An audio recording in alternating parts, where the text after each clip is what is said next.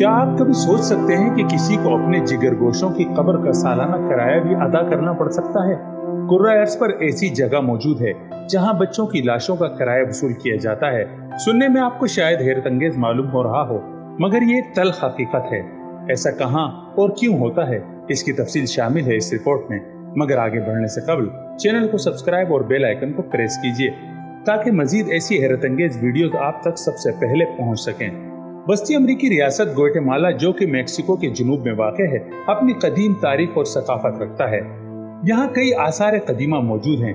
यहाँ का कौमी अजायब घर भी खुसूसियत का हामिल है। कदीम सकाफत, तारीखी इमारत और जदीद तर्ज तामीर का अनोखा इम्तिजाज इसे और भी नुमाया बनाता है।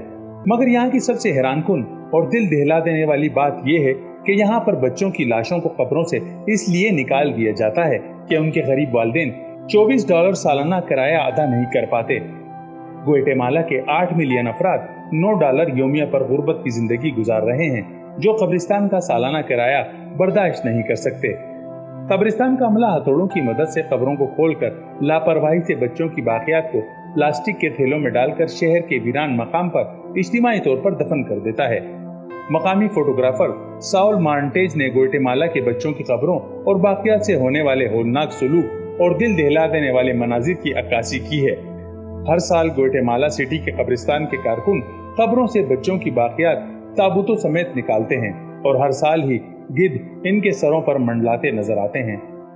यहाँ कब्रों की तामीर एक दूसरे के ऊपर तले कई मंजिलों में की जाती है, जहाँ का किराया अदा करना जरूरी है। ताहम इज्तिमाई कब्रिस्तान का किराया वसूल नहीं किया जाता और न ही यहाँ दफनाई गई लाशों को निकाला जाता है। मजीद ऐसी मालूमाती और दिलचस्प वीडियोस के लिए चैनल सब्सक्राइब करना ना भूलें।